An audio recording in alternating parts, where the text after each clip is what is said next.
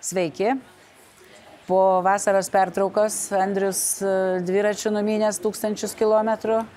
Aš namie praleidus laiką labai, turiu pasakyti, smagiai be skrydžių. Grįžtam į Strasbūrą, grįžtam prie mūsų savaitinių, jeigu pavyks kas savaitę, pokalbių. Ir aišku, šios savaitės iš Strasbūro pagrindinė tema, nebuvo sunku jos ilgai ieškoti, tai buvo metinis Europos komisijos prezidentės pirmininkės Ursulos von der Leyen pranešimas. Taip pat buvo Svetlana Cichanouskaja, mūsų Vilniuje reziduojanti opozicijos lyderė, išrinktoji prezidentė, puikia kalba beje pasakė. Ir tiesiog akyse auga šitas žmogus, per 3 metus tapo, turiuomenį Svetlana Cichanouskaja, pasaulinio lygio politikė. Atvežė žinutę jie, kad Baltarusija nori būti europiniai šeimoje ir čia buvo pats svarbiausias dalykas. Bet grįžtant prie metinio pranešimo. Žinai, Andriau, aš tai noriu trupučiuką kitokiu kampu, nes Lietuvoje mačiau žiniasklaidoje visur, kas domėjosi, buvo labai daug apie turinį, apie tai, ką jinai pasakė, čia diskutavo, daug Ukrainos, mažai Ukrainos, kodėl nėra to, kodėl nėra kito, bet žinučių buvo labai daug. Mačiau beje mūsų pramonininkų konfederacijos pagyrimą. Pirmą kartą matau, kad pramonininkų konfederacija apsidžiaugė metiniu pranešimu ir jame rado daug svarbių dalykų ateičiai. Bet aš noriu kitų kampų ir paklausiu pirmo klausimo, kuris jau čia pradeda sklandyti užkulisiuose ir mums tas svarbu artėjant Europos parlamento rinkimam. Mūsų žurnalistai daug kas pasakė iš pradžių, kad tai paskutinis Ursulos von der Leyen metinis pranešimas. Tai kaip tu manai, kad paskutinį šią kadenciją, tai taip. Bet ar tu turi kokių nors minčių ar vilčių, ar tu norėtum, kad Ursula von der Leyen liktų dar kitai kadencijai po kitų parlamento rinkimų? Tai sveiki. Jo, tai po vasaros čia iš tikrųjų smagu sugrįžti. Jeigu dar nenervuotum Rasa savo Facebooko grybų, taip sakant, ir baravykų failais, tai būtų dar ramiau. Nedaug, bet tokie buvo gražių momentų. Atsakant į tą klausimą. Nu, tai aš neslepiu, taip liaudiškai tariant, savo simpatijų. Ir meilės. Ir meilės, nu... Ursulai. Politinės meilės. Tai man tikrai vakarykštė kalba, jinai tikrai patiko, kaip ir ankstesnės, bet vakar buvo irgi tokia labai stipri kalba. Ir kas svarbiausia, ir turinių ir emocija. Tai labai aiškiai matosi va tokios tikrai tinkamos politinės lyderystės visas stilius. Bet jinai kalbėtis, kitas sakys, aš pabūsiu oponentu, man irgi labai patinka Ursula, labai patinka. Bet aš pabūsiu oponentu, bet kiti sakys, nu žiūrėk, kalba gražiai. Bet ir padaro. Turinys irgi, kaip tu sakai, mano geras. Įsitikinimu tikrai geras. Tiek apžvelgiant tai, kas buvo padaryta, tiek vakar įvardyjimai. Aš nekalbėsiu vėlgi apie ekonominius dalykus, kur ir nuo Grindilo iki kaip kovoti su Kinijos nesąžininga konkurencija. Tie dalykai tikrai buvo labai tvarkingai sudėlioti, bet svarbiausias dalykas be abejo buvo labai aiški, nu, taip sakykime, nauja, sena, didelė idėja – ES plėtra. Tai va. Ir tai ta geopolitinė ambicija, mes to tikėjomės, kad štai ta geopolitinė krizė galų galia atves iki to. Ir jinai vakar ją labai reikšmingai vardino. Čia Lietuvoje girdėjau, pradeda net ir ukrainiečiai diskutuoja, tai kodėl tik pabaigo. Taip, kodėl pabaigo. Nu, tai čia jau stiliaus ir oratorinio meno, taip sakant, klausimai, bet tikrai labai reikšmingai nuskambėjo. Aš tarp kitko palyginau, perskaičiau prisiminimui pernykščią jos kalbą, tai ten buvo emocija šiek tiek kita. Nu, iš viso visi buvom sukrėsti dabar karo pradžios ir dabar viskas, kaip čia pasakyti, visi ne tai, kas apsiprato su tuo įvykiu, bet tiesiog jau žino, ką daryti reikia. Tai, ir tas atsispindėjo, man atrodo, šitame pranešime. Ir sakau, ir jau matosi va tas ES atsakomybės, nes plėtra jau čia yra toks, na, jis apima labai daug. Jis apima iš esmės tame, nu, aš bent jau taip įžvelgiu, kad tame akivaizdu yra ir įsipareigojimas karo pabaigai, Ukrainos pergaliai ir taikai, nes tu negali plėtros, taip sakant, padaryti. Matyti Ukrainos Europos Sąjungai sutriuškintos kare. Ir antras dalykas, tai yra ir atstatymas, ir galų galia tas geopolitinis sprendimas, kad Ukraina iš tikrųjų yra vakarai. Ir tai yra signalas tam pačiam Putinui ir Kremliui, užmirškit apie Ukrainą. Viskas. Jūs čia galite daužytis, jūs čia galite, reiškia, žudyti žmonės, bet Ukraina išeina. Tai ir plus, kas dar man atrodo labai svarbu, tai ką mes iš čia matom, tai Ursula von der Leyen tą pasakė nebūdama vieniša. Reiškia, jau yra aiškiai lyderystėje, taip sakykime, stiguojamas reikalas dėl plėtros. Taip, mes jau truputį žinom, tokio lygio žmonės dalykų nekalba šiaip savo. Kad išėjau ir ekspromptų kažką tai pasakiau. Tai aš vis čia kartoju, kad prieš porą ar trejetą savaičių labai reikšmingai nuskambėjo Europos tarybos pirmininko Šarlio Mišelio pasakymas, kad plėtra yra labai svarbi, reikia ją užbaigti iki 30 metų. Čia jau mūsų kai kurios frazės ateina. Tai Borelis tą patį kartoja, net kas keiščiausias taiga ir Makronas tampa plėtros entuziastų. Makrono apsivertimas yra labai įdomus. Jisai toksai globalistas, ta prasme, kad tokius labai plačius potėpius į priekį brėžia ir jis taiga suvokia, kad ne per Putiną jau reikia eiti, ne per Rusiją, o per visai kitus dalykus. Verta atsiminti tik tai, kad praeitais metais, kai Ukrainai buvo suteiktas kandidato statusas, tai taip sakant, Makronas pasirūpino užpilti tokio šalto vandens kibirą, pasakydamas, kad čia kandidatas, čia kinarystės dešimtmečiai. Tai dabar apsiverčia ir dar, aš sakau, jau man taip net šypseną sukėlė, kad Austrijos užsienio reikalų ministrė, visiškai nepažįstu ir nežinau, bet sukalbėjo apie plėtrą, taip sakau, gal ir jinai čia paskaitė mūsų tekstų, nes visiškai...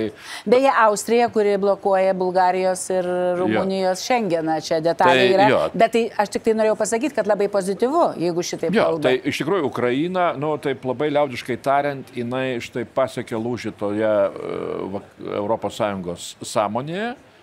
Tai labai iš tikrųjų visą procesą plėtros mano manimu, padaro žymiai strategiškai svarbesniu ir tai yra naudinga net ir tom šalim tokiom kaip Vakarų Balkanų. Tai va čia, žinai, jeigu galim staptelt trupučiuką, grįžtant į Lietuvos nuotaikas, aš irgi vakar trupučiuką peržvelgiau, ką čia rašo ir kai kurie apžvalgininkai ir šiaip Facebooko žmonės, kuriuos pažįstu, aišku, ne tuos, kurie ten troliai ateina. Tai užkliuvo viena ir net į diskusiją, įsivėliau diskusiją su vienu gynybos ekspertu ir pažįstu tą žmogų, kuris, kokia čia vėl kalba, nieko nepasakė nei apie branduolinę grėsmę, nei apie saugumo reikalus, kaip čia padės Europą maždaug nugalėti Rusiją. Tai klausykit, sakau, o jūs žinot bent jau kompetencijas ES ir komisijos, ką mes delegavom pagal ES sutartį Europos komisijai. Gynyba ir saugumas yra valstybių narių kompetencija. Ir šita, ar Ursula, ar kitas komisijos pirmininkas pagal dabartinį lygį, jeigu jisai išėjęs pradės kalbėti apie branduolinės grėsmes, tai jau iš karto klauso, ką tu gali padaryti. Ir tu nieko negali padaryti pagal ES rėmus. Gali narės padaryti kažką tai. Tai vienas dalykas, o kitas dalykas dar atsiliepianti tai, ką tu atkreipiai dėmesį tiem, kurie analizuoja, ne tiek analizuoja, bet išgirsta šitą kalbą ir nebeanalizuoja, o kasgi buvo anksčiau. Tai mes su tavim galim paliudyti, kad tiek Svetlanos Cichanouskajos kalbos reikšmė apie Europos Sąjungą, Baltarusiją Europos Sąjungoje ateityje, tiek Ursulos von der Leyen kalba šiandien, jeigu palygintumėm tai, kas buvo iki karo arba iki šito plataus masto karo, tai apskritai apie rytų partnerystės šalis, kada nors galinčias prisijungti prie Europos Sąjungos keletą metų net nebuvo kalbama. Pasižiūrėkite tos pačios Ursulos kalbas 20 metais, 21 metais, nieko to nebuvo. Ir šiandien tas lūžis akivaizdžiai jau įvykęs yra. Tai džiaugiamės prie jo prisidėję, bet aišku labiausiai prisidėjo Ukraina. Tai aš tik tai galiu čia patvirtinti, aš vis prisimenu jau, sakau, mes čia gal ir kalbėdavom, kad, ta pati Ursula von der Leyen ten 20-21 metais labai ryžtingai kalbėdavo apie Vakarų Balkanų narystę. Ir tai taip, žinai. Bet po to Ukraina aplamai būdavo tokia... Pralaužė viską dabar. Visiškai pralaužė. Tai į tavo pagrindinį klausimą atsakant. Taip, grįžtant dabar prie klausimo. Ursula von der Leyen turi būti komisijos prezidentė ir naujam laikotarpiu. Tai gerai, bet tu paaiškink žmonėm, nuo ko tai priklauso. Nes pavyzdžiui, aš užvesiu kalbą, pasuksiu kalbą į tą jau tokią grinai rinkiminę pusę. Beje, kai kas sako, ir mūsų čia komentavo kai kurie mepai, iš Lietuvos rinkiminė Ursulos von der Leyen kalba. Tai klausykit, ar rinkimai yra koks nors blogis? Nu jo, tai. Rinkimai yra, Baltarusiai kovoja už tai, kad turėtų rinkimus. Tai natūralu, kad už 5 metus čia būtus jinai apžvalgą padaro ir orientuojasi į ateitį, kad ir rinkiminių požiūrių. Tai yra labai gerai. Bet dabar aš ką norėjau pasukti kalbą. Atkreipiau dėmesį, labai aršus buvo socialistai čia. Labai aršiai puolė mus, IPP, labai aršiai kritikavo ir Ursulą, kai kurie ten kalbėtojai. Tai aš matau ir Lietuvos socdemė viena, tarp kitko, Blinkevičiūtė buvo su tokiu truputį atsainumu ir jau kritikos paleido. Tai man atrodo, kad jie mato Ursulos lyderystę stiprią ir prisibijo. Socialistai Europos. Ir aš tai tiesiai galiu pasakyti žmonėm. Tai kuo daugiau bus IPP žmonių Europos parlamente. Tėvynės sąjungos iš Lietuvos. Nu, tai Tėvynės sąjungos, tik Tėvynės sąjungos, nes mes tik vienintelė esame Europos liaudės partijos nariai. Tai tuo didesnė tikimybė, kad būtent tokia lyderė, o ne kažkas vėl kompromisiškai sutartas iš kažkokių kitų valstybių, galbūt netgi socialistas, atsiras Europos komisijos pirmininku. Tai aš visiškai pritariu. Aš sakiau, visos mano simpatijos Ursulai priklauso.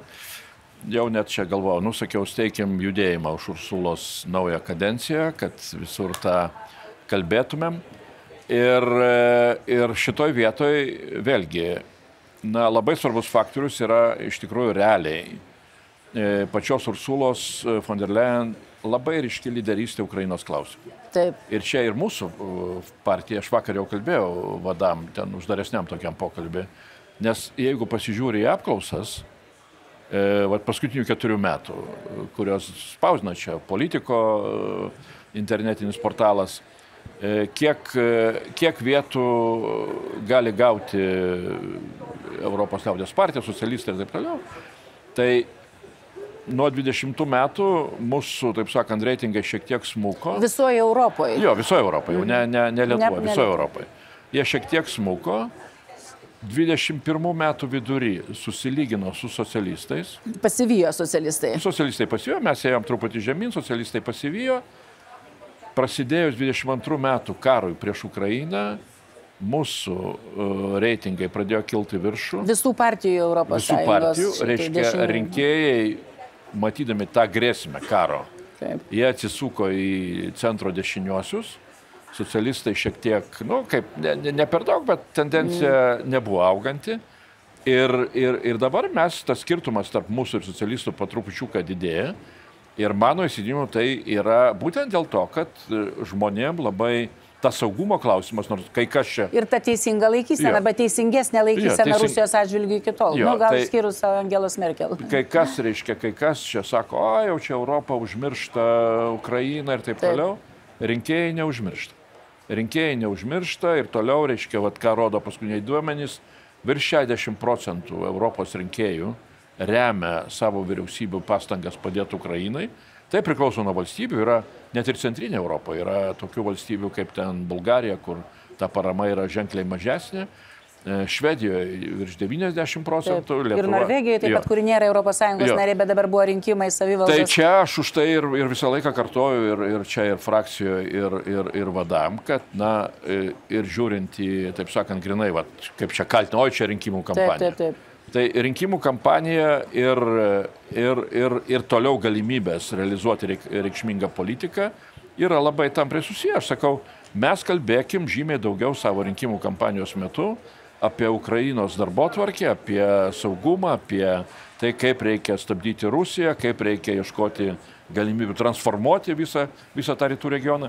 Tai mums šiek tiek pavyksta tą daryti, bet čia vėlgi Ursulos von der Leyen lyderystė, politinė, yra labai reikšminga. Ir tokia lyderystė, kurios, aš vis sakau, ir Lietuvoje galėtumėm pasimokyti. Taip. Žiūrėk, tai Ursula von der Leyen tikrai mūsų neprašė šito video apie ją kalbėti, bet aš vis tiek sakau, mes abudu su Andriumi iš tikrųjų patenkinti esam, kad šiuo sudėtingu visam pasauliui laiku Europos Sąjungoje yra bent vienas stiprus žmogus, o šiame atveju moteris, Ursula von der Leyen, kuri iš tikrųjų šią savaitę Europos parlamente dar kartą patvirtino savo gebėjimus tai lyderystiai ir mes tikrai norim, kad jinai ir dar kitus 5 metus vadovautų Europos Sąjungoje su ta patirtim, kurią dabar jau įgijo. Aš dar nekalbu apie pandemijos suvaldymą, tai čia irgi buvo jos labai daug nervų ląstelių jai kainavo ir viskas gerai baigėsi. Tai ačiū visiems uždėmesi, laikinkit, šėrinkit, neužmirškit. Grįžtam atgal į pokalbį su jumis. Rinkimai tikrai nėra joks blogis. Nusiteikim kaip tik pozityvui, kad mes turim galimybę rinkti, išrinkti ir netgi daryti įtaką ES politikai savo balsais, kuriuos jūs atiduosit kitais metais. Bėgam balsuot. Iki.